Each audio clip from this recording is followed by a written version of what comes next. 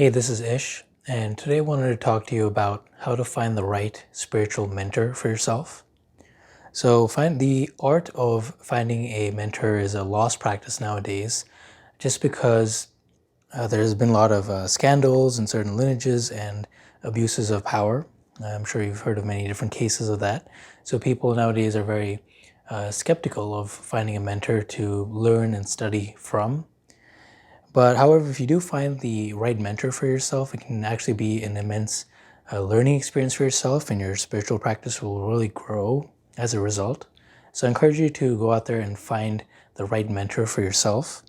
So when you're looking for a perfect mentor to study under, you want to look at both on a macro level and a micro level of the particular style that you're studying from, and then the teacher that you might potentially be learning with as well. So you might notice that certain meditation styles or spiritual disciplines have different outlooks on things and certain views. For example, a power yoga lineage will have certain attitudes such as growth mindset, really pushing yourself, being very energetic, as if you've gone to those classes. You can see that in those teachers, and they kind of embodies a vibe in the room. It's very results focused and asana based. Meanwhile, if you take a yin yoga class, there's more of an emphasis on the inner body, so you'll find more teachings of the traditional Chinese medicine system, more about chakras, joint health. So that conversely will have a different approach. Likewise, the teachers themselves within those traditions tend to have different personality types that resonate with those teachings.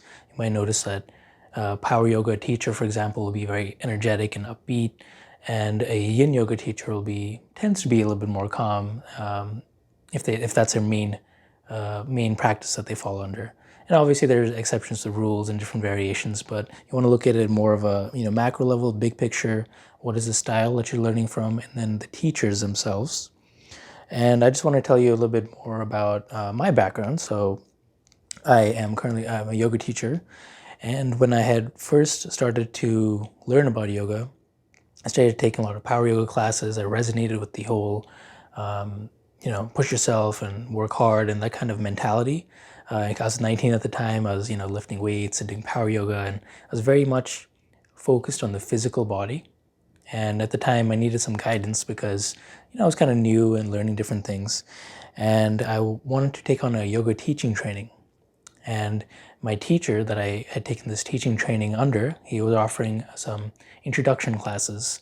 And I think at this point, I actually haven't met him before, so I was going to go to the introduction class, and I ended up missing the almost 55 minutes of the 1 hour introduction session. I was very irresponsible back then.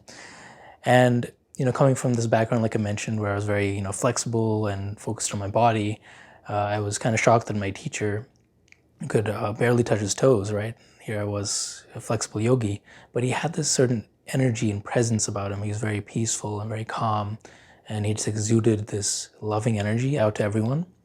I was kind of interested. I was just thinking, hey, maybe I should learn from him, but I ended up missing that class. But what was great was after the introduction session that we went outside, and I found him meditating by the hill, this hill next to our center, and I went to go meditate with him.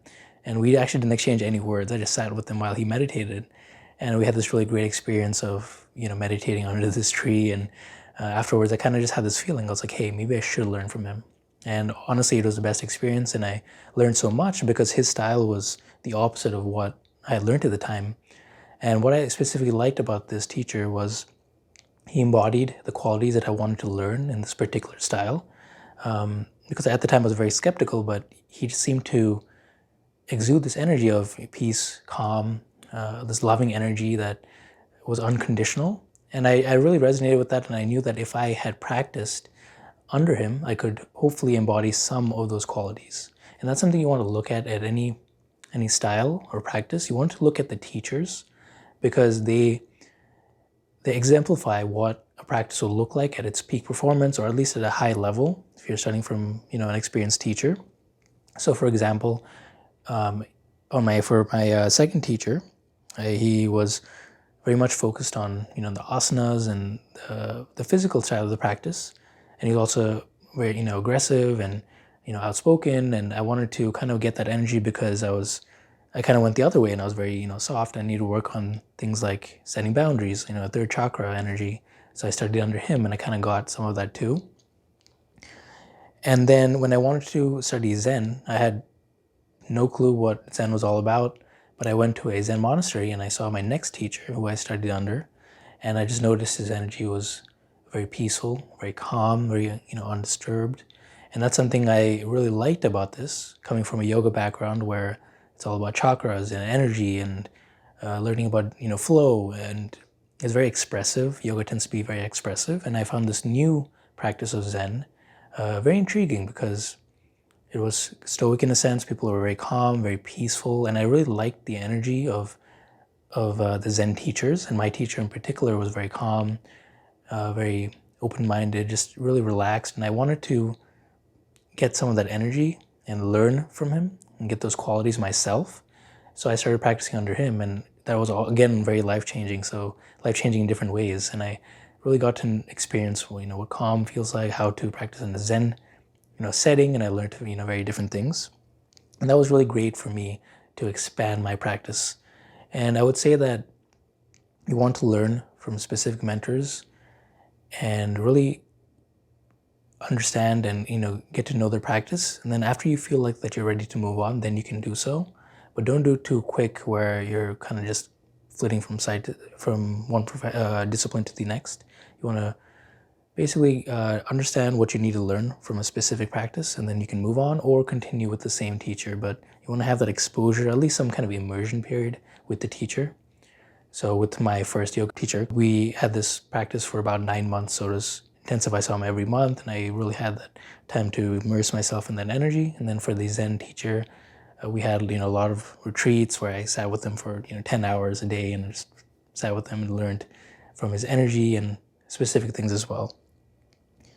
So, overall mentors, are great because they can help you in every stage of your practice. So if you're a beginner, they'll obviously give you tips, on how to do that particular practice. And then if you're in middle stages, they can help you push past your ruts, because in the middle stages, you tend to stagnate or hit a lot of sticking points where you feel like you're not really growing, you're flatlining. You're not getting those beginner gains anymore. And if you're a little bit more advanced, they'll give you those slight tweaks that can really help your practice.